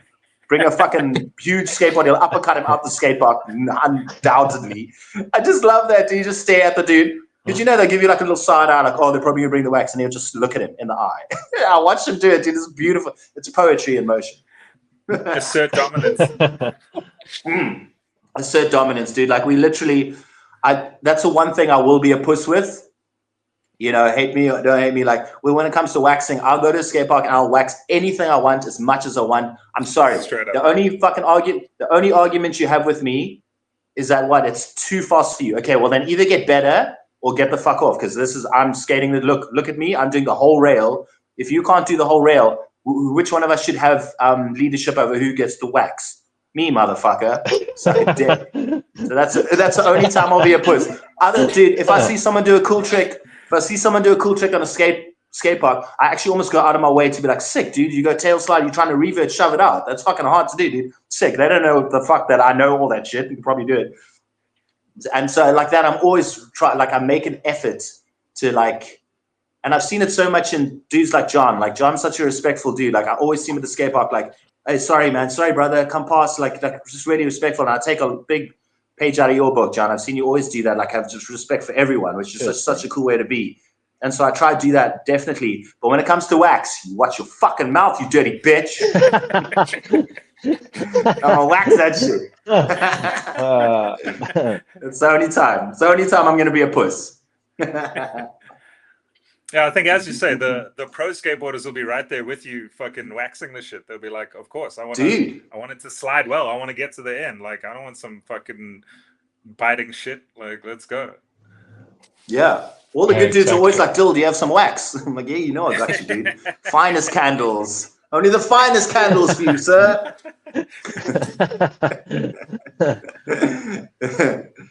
Hell yeah, man. I mean, maybe this is a bit of a bigger question, and maybe you haven't thought about it. I haven't really given it too much thought either. But what do you think rollerblading needs on a sort of local level to kind of have a similar, or let's say a healthy scene like skateboarding does? I think skateboarding's got the numbers, which definitely gives you the guys that are just starting, then the guys above that, and it creates a sort of tier system with your sort of pros at the top releasing videos, and then you've got this sort of lines, you pass things down. There's video premieres, and there's a lot happening in the local skateboarding scene, which I think is fucking rad.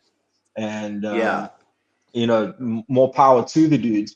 But I just think comparing it to the rollerblade scene, how fragmented it feels in comparison. I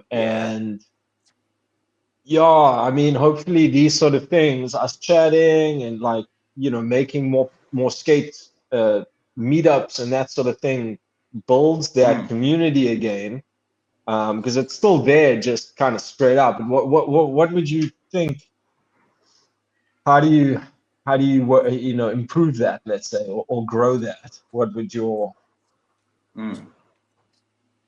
Yeah, that's a really good question, John, and it's an important question that we actually need to start figuring it out. I don't know the answer at all, and maybe it's a discussion between all four of us right now. But I definitely, from what I've seen, like I'm really good friends with all the skateboarders in Cape Town, and they're all shit hot and stuff. And there are skate shops, and there's numbers, and there's money in it, and they do premieres, and there's shit is happening. They're doing stuff. They're making things happen. We don't have the numbers, unfortunately. And most of the dudes who still love it are the OGs like us. There isn't really much of a younger generation, and maybe that is something we can try look into changing, I guess.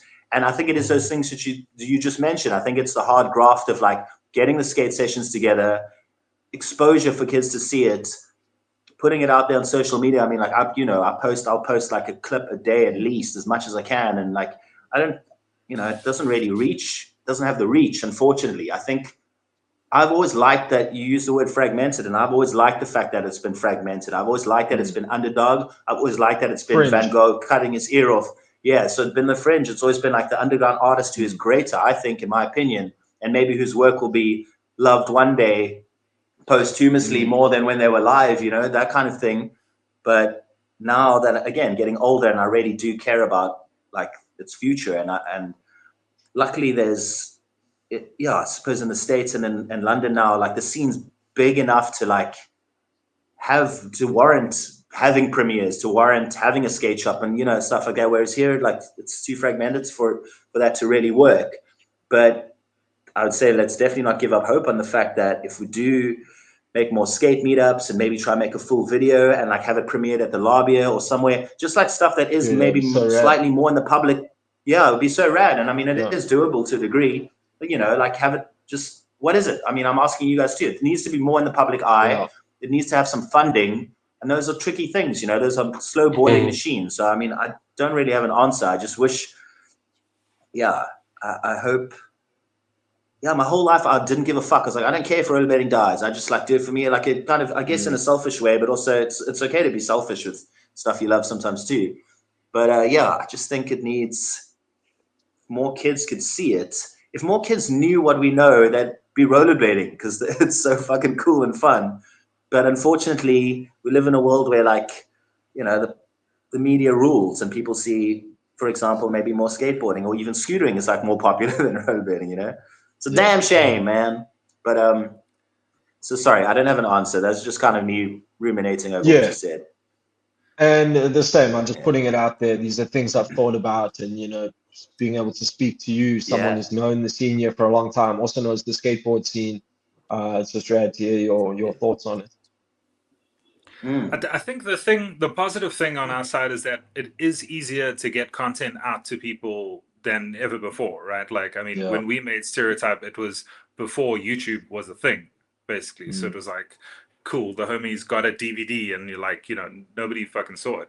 So these days it is much easier, like if there's some kind of viral clip, you know, to see it on whatever platform, Instagram, TikTok, like where YouTube Shorts, like wherever the stuff is. So creating content like you're doing, Red, is like one really positive aspect I think that we've got for that. I feel like here in Joburg, at least, there's quite a lack of skate parks and definitely skate shops to be able to like get this stuff. We need like a Lino skate shop up here probably. But I think the skate meetup thing is a really good idea. If we can have more regular sessions at the parks that we do have, just like try get everyone together once a month or once every 2 months at least, you know, that like that's the day. If you're going to go skate something, like go that day, because like that's when everyone's going to be there. I think that'll go well, because like if we can start to get regular with that, then that's also where a lot of your content will come from. You know what I mean? You're going to be filming the sessions there and making that stuff and trying to, you know, just spread the word, spread the gospel. So to add on to what you're saying there, to add on to what you're saying there, B, that makes sense to me. I think because, you know, like them skates, they'll have like the Sunday brunch edits, right?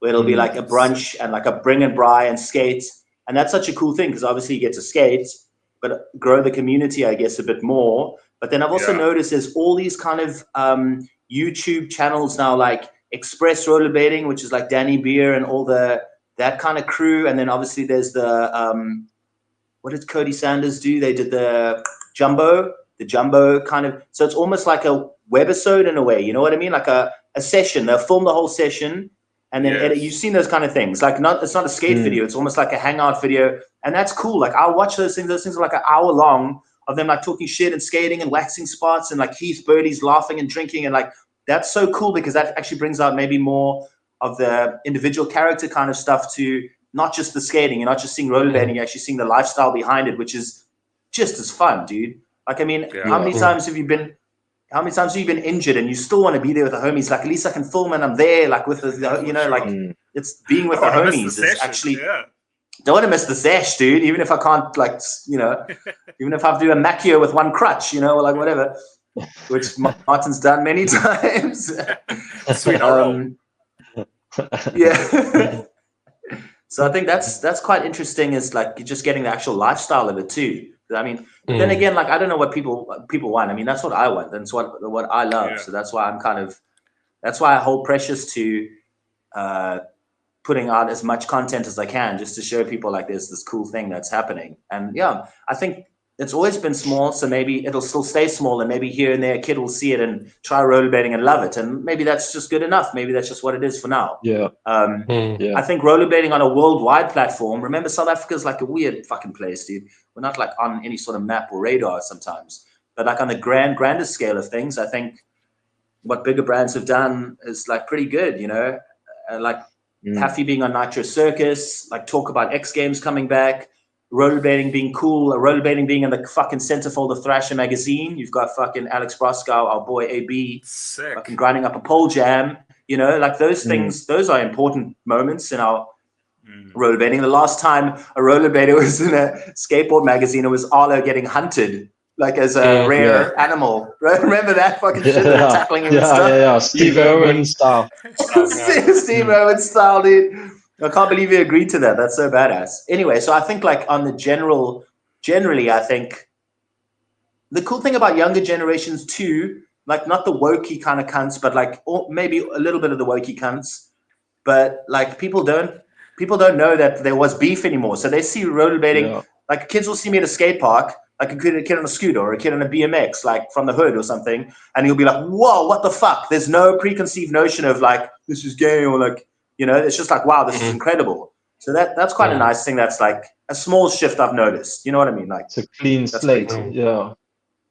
Yeah, almost a clean slate, you know, and like, I think what we can do is maybe, like we do have in Cape Town, with the WhatsApp group, is have regular sessions like once a week, like Darren and you guys are doing, and whoever can joins.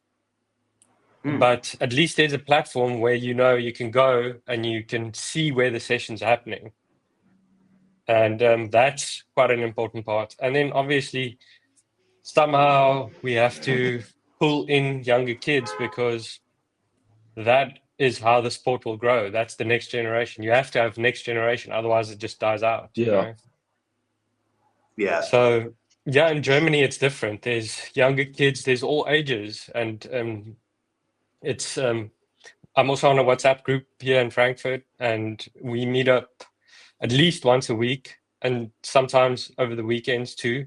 So it's the more you skate, the more it grows, you know, and the more you meet up, the more it grows, and more people see it that way, and you know, that's how you do it. And then you go out and you film, obviously, you have premieres, it goes on the net, other people see it, and they're like, whoa, is this here in Frankfurt? Cool, I want to join and try this stuff. And then, you know, next thing you know, people come out to the sessions and they like new rollerbladers or old ones that are coming back, or just a brand new kid on skates trying out stuff, and they're really good, you know, because they like rollerblading.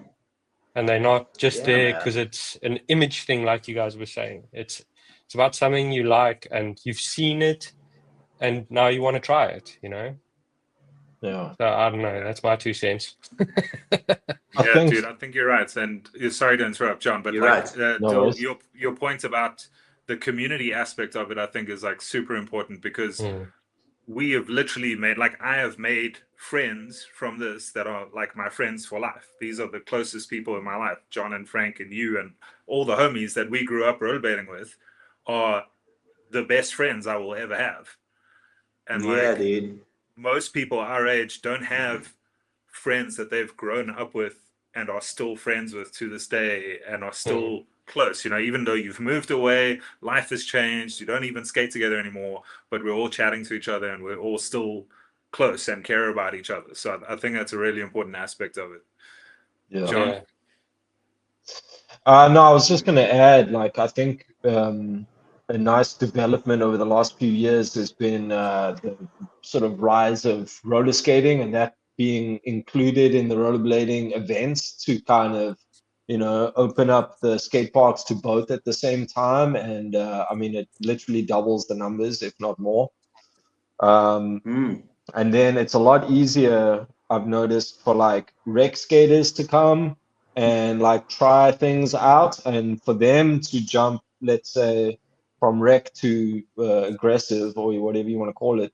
It's a smaller jump, you know, than someone starting completely, you know, never had wheels on at all.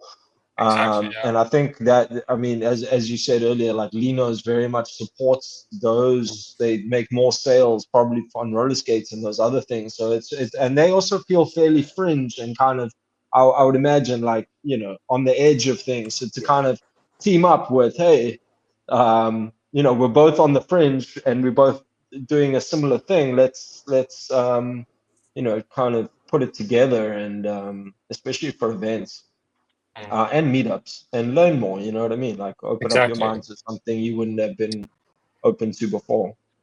One That's a thing really I've good tried point, also, coming down to Cape Town every year, is I try to do like a little workshop, and then I invite all the roller skater community and other rollerbladers to join. You know, the It's a rad recreational vibe, community. a bit more variety as well, you know what I mean? I've seen you crusty dudes enough for the last 20 years. Yeah, see some fresh No, it's faces, nice. man. Yeah, some fresh faces was good. No, that's interesting, Yeah. dude. Because obviously, roller skating is much closer to rollerblading than any other, like, Anything you know, else, yeah. skateboards or scooters or whatever. It's the most similar thing, and it's reminding Yeah. me that, like, when I was 9 or 10, I tried someone's roller skates before rollerblades were a thing, and like I loved it so Yeah. much that when I got a chance to try rollerblades, I was like, shit, this is even better. I mean, in my opinion, it's a The new subjective tech. thing, but like Yeah. it was, you know, easier to turn and like a little bit different, but still similar. And you know, if you've been ice skating, maybe that's also an interesting angle, is that kids that are into ice skating, you can't always make it to the ice rink, but you can get a similar feeling on some roller skates or some roller blades and go to the parks or whatever. So true. it may be worth checking out. I mean, my kids want to go to the ice rink, so I should take them there. Then, but they're also keen to rollerblade already as well. Just give them a couple of years. Yeah, man. My daughter's already rollerblading too. Amazing. Oh, really? Sick, dude. That's nice. That's happening now too, right? Because like Miyagi's had a kid. Ben's just had a daughter. She's 1, and his boy's about 5, and he's like, Daddy, you know, I want to roll on the. And so that's happening. We just have to make the new generation. That's the answer, guys. We've breed. We're gonna have to make them ourselves. We gotta make them, dude. We gotta make them. Let's go. I just want to say, to touch on what B was saying. It's kind of different avenue, but the kind of friendship aspect and the friends you make along the way doing this since we were kids. I mean, we've all known each other for like decades now. One also cool thing about rollerblading that hasn't really got to do with rollerblading is that these friends that you make along the way, you've seen them in ways that I don't think some friendships evolve. You've seen a dude when he's in pain. You've seen a dude when he's fucking scared. You've seen a dude when he's victoriously glorious. You've seen a dude just on a mundane day not having a good session. You've seen a dude dealing with his own mental health through the time you've seen him. You really get to know your dudes, you know? And I think that's like, fuck, that is already, what a beautiful thing. Like, too blessed to be stressed, you know? I love the fact that you see your friends when they're like shit scared, you got to hype them up. And you almost worried for them, like, should I be hyping him up? Like, this way I'll fucking eat my dude's month, you know? Am I being a responsible friend right now? What are you doing? It's cool. I'll drive you to the hospital.